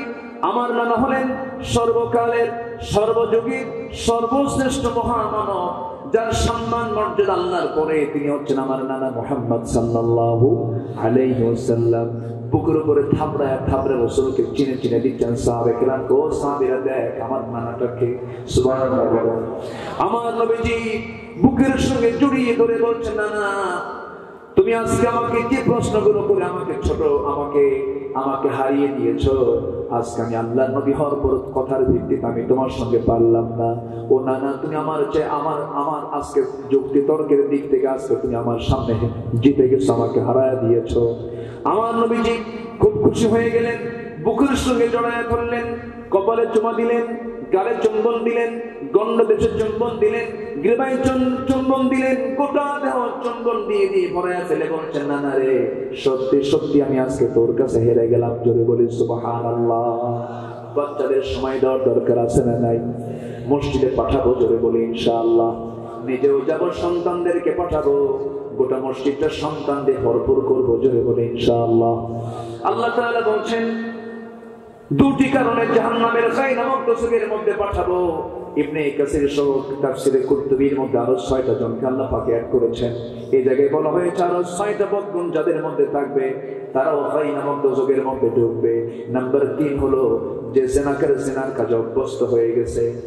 যে জিনাকার একদিন শুধু জিনা নয় বারবার জিনা করে, জিনা করতে করতে বুড়া হয়ে গেছে। লা ইয়ানদুরুল্লাহু ইয়াওমাল কিয়ামাহ, আল্লাহ তাআলা কিয়ামতের দিন 3 শ্রেণীর দিকে তাকাবেন না। এর মধ্যে 1 নম্বর হলো শাইখুজ জানি, বুড়া জিনাকার। কি জিনাকার বলে? বুড়া জিনাকার। বুড়া হয়ে গেছে কিন্তু জিনা বাদ দেয় না। জিনার শাস্তি 2 রকম, আফটার ম্যারেজ, বিফোর ম্যারেজ। বিয়ের আগে এক প্রকার শাস্তি, বিয়ের পরে এক প্রকার শাস্তি। বিয়ের আগে যদি কেউ জিনা করে মিয়াতা জালদা 110 রাত দিয়ে তাকে শাস্তি দিয়ে দাও, সবার চোখের সামনে দিয়ে দাও। আর বিয়ের পরে যদি কেউ জিনা করে ওই সময় তার পৃথিবীতে বেঁচে থাকার কোনো অধিকার আছে নাকি? আসতে বলবেন না আছে নাকি? নাই। যে জিনাকার জিনা করতে করতে পাকা হয়ে গেছে ওই সমস্ত জিনাকারকে আল্লাহ রাব্বুল আলামিন ছাই নামক দোজখের গর্তের মধ্যে ঢুকাবেন। নাম্বার 4 হলো যে মদ্যপায়ী মদ পান করতে করতে পেকে গেছে, মদের দোকান দিয়ে বসেছে, এমন মদ্যপান নাই? আসতে বলবেন না আছে না নাই? মদ খাওয়া কি? আসতে কবেন না, আরো জোরে বলুন, আরো জোরে বলুন। মদ হারাম করেছেন একদিন আগে না 1500 বছর আগে? কত বছর আগে? 1500 বছর আগে মদ হারাম হয়ে গেল। আমার নবীজির রাষ্ট্রে মদ হারাম ছিল, কিন্তু আজকে 18 কোটি মানুষের মুসলমানের বাংলাদেশে আজ আমার দেশে মদ খাওয়া হালাল না হারাম? হ্যাঁ, আমার দেশে মদ খাওয়া কি? লাইসেন্স আছে না নাই? লাইসেন্স আছে না নাই? মদের দোকান আছে না নাই? কোথায়? আমরা কেমন মুসলমান লাইসেন্স দিয়ে দিলাম, আমরা কেমন মুসলমান মদের দোকান বসে দিলাম। আবার সেই লোকটা হজেও যায়, ওমরাও করে আসে। দোয়া করবেন ভাইরা, হজে যাচ্ছে, দোয়া করবেন হজ থেকে ফিরে এসে যেন আবার মদের আরেকটা লাইসেন্স নিতে পারি। আছে না নাই? আরেকটা লাইসেন্স যেন নিতে পারি। আমার দেশে তো এরকম কিছু হাজি, ট্র্যাডিশনাল হাজি আছে না নাই? আমার বন্ধুগণ, সময় খুবই অল্প, শেষ করে দেব। 4টা হয়ে গেল। নাম্বার 5 হলো যে সুদখোর সুদ খেতে খেতে সুদকে জায়েজ মনে করে। সুদকে জায়েজ মনে করে এমন লোক আছে না নাই বলেন তো? আরে সুদ তোমার কেমন হারাম হয়? সুদ তো ব্যবসার মতোই। এর জায়েজ করে, কি করে? জায়েজ করে। ইন্নাল বাই'a কামিসলির রিবা, মানে সুদ তো ব্যবসার মতোই। আছে না এরকম একটা কথা আছে না? এই কথাটা কোরআনে উল্লেখ হয়েছে, কিন্তু কথাটা কি কোরআনের কথা না শয়তানের কথা? আবু জেহেলের কথা। আবু জেহেল এই জাতীয় কথা বলতো যে মুহাম্মদ তুমি সুদের কথা বলতেছো, সুদ তো ব্যবসার মতোই। জোরে করে নাউযুবিল্লাহ। সুদখোর রাম উপজেলায় আছে না নাই? আসতে বলবেন না, আছে না নাই? দয়া করে এই মুহূর্তে কি উঠবেন না, যিনি উঠবেন ভাববো ওটাই সুদ খান। বসেন, আমি কিন্তু এতক্ষণ ধরে চাপ দেই, কিন্তু শেষ করে দেবো। আমরা একসঙ্গে দোয়া করে যাবো। দোয়ার দরকার আছে না নাই বলেন? কত মানুষ জুলুমের শিকার হয়ে মাজলুম, মানবতার জীবন যাপন করছে। স্ত্রী তার কাছে নাই, সন্তান তার কাছে নাই, ছেলে মেয়ে তার কাছে নাই, কোন অপরাধ নাই। অন্ধকার প্রকোষ্ঠের মধ্যে দিনের পর দিন, বছরের পর বছর, যুগের পর যুগ তাদেরকে জুলুম করে আটকে রাখা হচ্ছে। তাদের জন্য কি দোয়া করার দরকার নেই? দোয়ার দরকার আছে না নাই? আমরা একসঙ্গে তো দোয়া করে যাবো।